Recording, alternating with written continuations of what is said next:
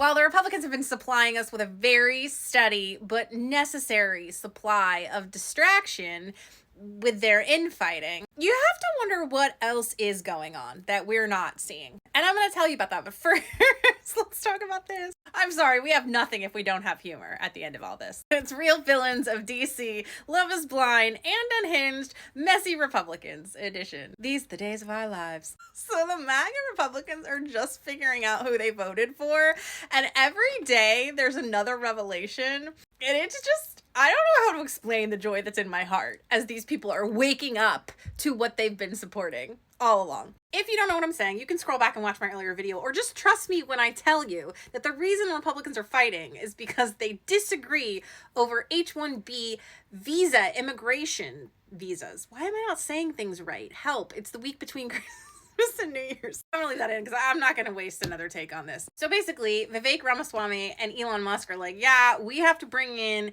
talented, skilled workers from elsewhere because they're not here. Translation, we can't pay them slave wages here. I said it. So we got to bring people in from other countries to do the work. Of course, Donald Trump is in solidarity with his buddy Elon. And so he retruths Elon's statement. The MAGA Republicans are incensed. They're like, wait a minute. You're talking about bringing in more immigrants? I thought we were shipping them out. This isn't what I signed up for. Just a whole lot of leopards eating faces, and it's glorious. So what have we missed while we've been watching MAGA Republican reality TV?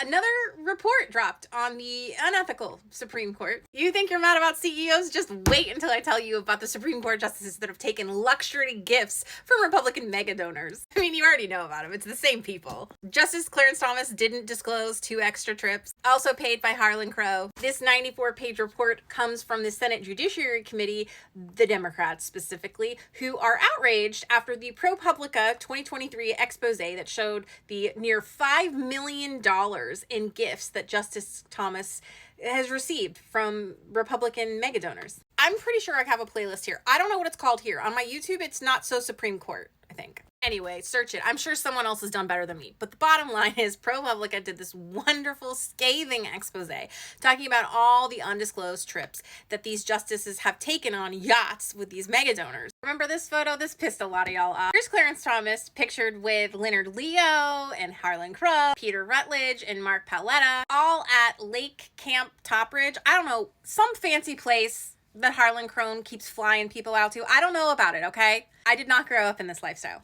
Camp Topridge, whatever, you're grown adults, I'm suspicious. The report also mentioned the previously undisclosed trip that Samuel Alito took that ProPublica also mentioned in their 2023 article. The one that he went to Alaska on a fishing trip with Paul Singer, the hedge fund dude that actually had business in front of SCOTUS after this trip. Not only did Alito not disclose this trip, but he also didn't recuse himself from those cases. But as it turns out, no biggie, because there's not really a Supreme Court ethics conduct code thing.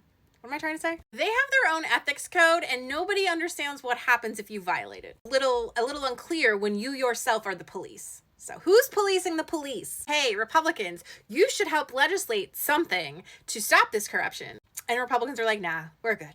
And the Democrats are like, well, I mean, we tried. How hard? We don't know. But not one of our branches of government will our party be in control of. So you're on your own, Al Capone.